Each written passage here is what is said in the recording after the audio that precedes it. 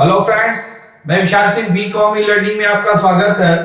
आज हम आपको डिग्री ऑफ द डिसेंट्रलाइजेशन, जैसा कि सेंट्रलाइजेशन आप जानते हैं कि किसी भी वर्क को करने के लिए one and two more of the person in total control of the company, एक व्यक्ति या एक से अधिक दो व्यक्ति मिलकर के पूरे कंपनी पर कंट्रोल करते हैं, उनकी रूल रेगुलेशन बनाते हैं। जैसे आप किसी भी फैक्ट्री का वो ओनर हो सकता है, सीईओ हो सकता है, जनरल मैनेजर हो सकता है, जिसके सेकंड रूप में डिसेंट्रलाइजेशन, वो अपने वर्क को ट्रांसफर कर देता है, सबऑर्डिनेट को देता है, जूनियर को देता है, डिपार्टमेंट वाइज ट्रांसफर कर देता है, सेल्स अलग, मार्केटिंग अलग, फाइनेंस अलग, कास्ट के लिए अलग, स्टॉक के लिए अलग।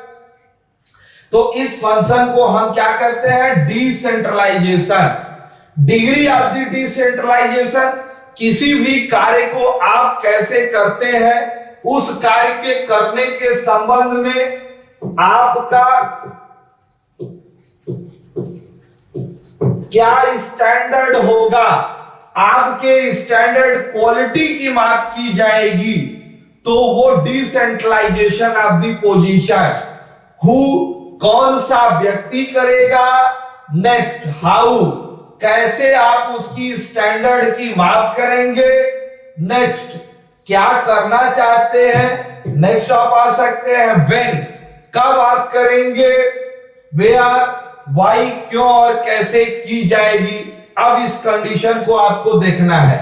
नेक्स्ट आप देख सकते हैं, अब आपके लिए आती है मीनिंग, हम आपको बताना चाहेंगे।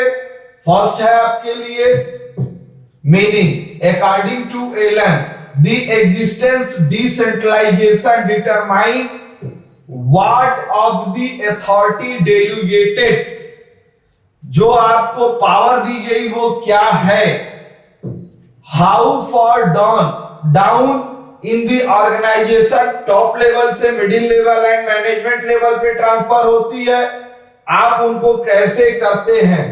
फर्स्ट है indicator of the decentralization, decentralization को कैसे आप प्रस्तावित करेंगे, किस व्यक्ति को ट्रांसफर की जाएगी। नेक्स्ट है authority that may be used standard determine degree of the decentralisation are following, hiring of the employ, किस व्यक्ति को आप पावर दे रहे हैं, approval to wages and salary, जो एम्प्लॉय आपके यहां काम कर रही है उनको कितनी आप सैलरी देंगे, क्या वेजेस देना चाहते हैं, ट्रैवलिंग एंड कन्वेंस एक्सपेंसेस आप क्या अप्रूव करते हैं, प्रमोशन टू पर्सन, यदि किसी भी व्यक्ति को यदि आप कार्य देते हैं तो उस कार्य पर उसका इंटरेस्ट बना रहता है, क्योंकि उस पर उसको प्रमोशन मिलेगी, सैलरी इंक्रीजमेंट मिलेगी।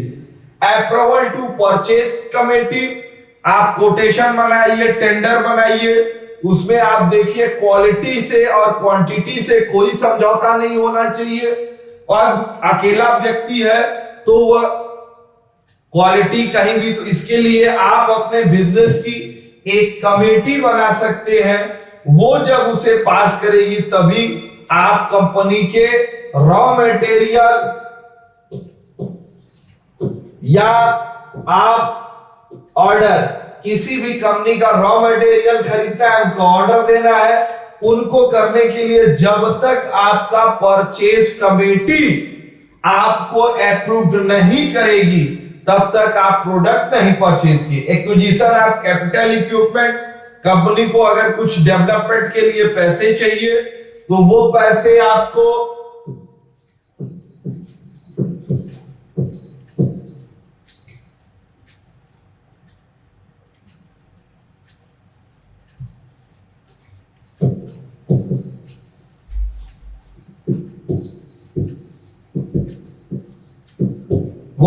आपको शेयर के रूप में ले सकते हैं, डिबेंचर के रूप में भी ले सकते हैं और म्यूचुअल फंड के रूप में ले सकते हैं। Employ of the outside in the commitment, अगर बाहरी एम्प्लॉय को आप बुलाते हैं तो उनके साथ क्या कमिटमेंट किया गया है।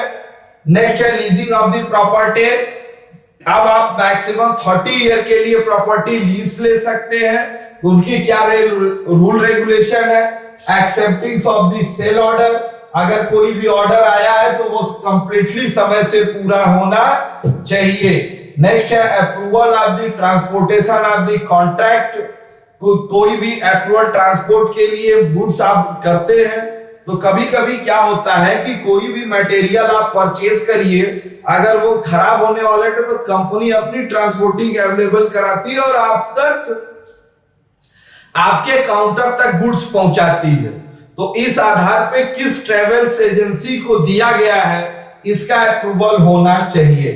डिग्री ऑफ द डिसेंट्रलाइजेशन के कंडीशन आप देख सकते हैं। फर्स्ट है history of the organisation and management, standard को सही मापने के लिए आपके लिए पिछले स्टैंडर्ड हिस्ट्री इतिहास आपको देखना पड़ेगा।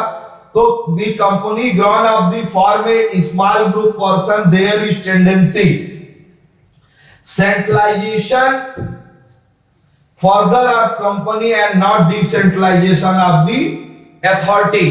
किसी एक व्यक्ति के पास पावर हो और फिर आपको हिस्ट्री पिछला और डिसेंट्रलाइजेशन कई लोगों को आप पास पावर दिया है, तो आपको इनकी स्थिति का अध्ययन करके ही आप कर सकते हैं कि कौन क्वालिटी आपके लिए बेटर होगी। नेक्स्ट है आपके लिए large size flat top of the organisation, अगर आपका बिजनेस बहुत बड़ा है तो लॉन्ग चेन बनाने के लिए, पूरी बिजनेस पर कमांड करने के लिए डिसेंट्रलाइजेशन का स्टैंडर्ड होना चाहिए। इस डिसेंट्रलाइजेशन का स्ट्रक्चर टॉप लेवल का मैनेजमेंट होगा। इस डिपार्टमेंट वाइज आपने पावर दिया है तो यह एक चैन ऑफ द सिस्टम होगा जिसके अंतर्गत A B C D department wise होंगे, जिनके ब्रांच होंगे या कुछ भी पावर आप दे सकते हैं। ये सभी वर्क एक दूसरे से चैन सिस्टम से बंधे होंगे। आज टाटा है, बिरला है, रिलायंस है, यह बिजनेस अपने चैन ऑफ द सिस्टम से करते हैं। ओनर अकेले टोटल बिजनेस को कंट्रोल नहीं करता, यह total business decentralisation of the position के आधार पर ही होते हैं।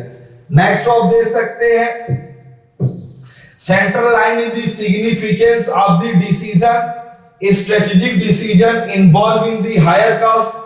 आपको हमेशा प्लान वाइज बना के डिसीजन लेने हैं जो बिजनेस के सपोर्ट में सहयोग करे। Uniformity of the policy, policy आपकी एक रूपता होनी चाहिए जो मार्केट के लिए समान हो।